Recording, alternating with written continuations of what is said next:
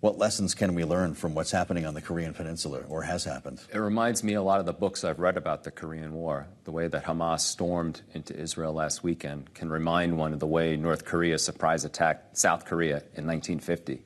Plus the use of tunnels, which North Korea uses. Remember when North Korea attacked the Blue House and tried to assassinate the South Korean president decades ago? Those were tunnels under the DMZ, which I myself have visited. And as my friend Bruce Bechtel Jr. at Angelo State University has pointed out, North Korea supplies Hamas with weapons through Iran. He's actually identified specific North Korean rockets in Hamas still photos from last weekend's carnage.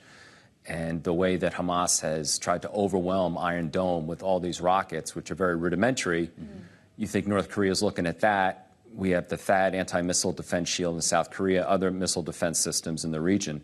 But they, with much better rockets, they're probably thinking, how could they overwhelm South Korea in a war situation? So I see a lot that South Korea can pay attention to from what's happening in Israel right now. It's fascinating. And of course, you referenced the Iron Dome. The U.S. already has sent replenishments for that system, has promised to deliver whatever aid Israel needs. But there is talk of lumping it in with aid for Ukraine, also aid for Taiwan. Is there danger in trying to do all this funding at once? Should these be addressed individually? Well, ideally, it would be great if we could look at each on the merits. But with politics being what it is today, as we enter a hyper-election cycle and without even a speaker, and the world's on fire, not waiting us to get our act together, as long as we can get the stuff through, let's do it whichever way possible. We don't live in an ideal world.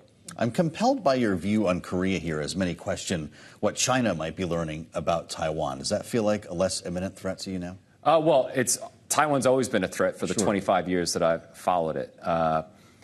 I don't really see the parallels between what's happening in Israel and what could happen in Taiwan. And people think maybe Beijing would take advantage. Exactly. There was a lot of armchair quarterbacking. Yeah, but if they didn't take advantage of 9/11 or the depths of the Iraq War in 2003, we're not even directly involved in this. Now, capabilities on the mainland side have increased, and intent in Xi Jinping and whatnot. We have a Taiwan election in January. But I don't think this incident alone. But I know Israel is very disappointed with Beijing's lack of a clear condemnation of the Hamas actions in the last few days.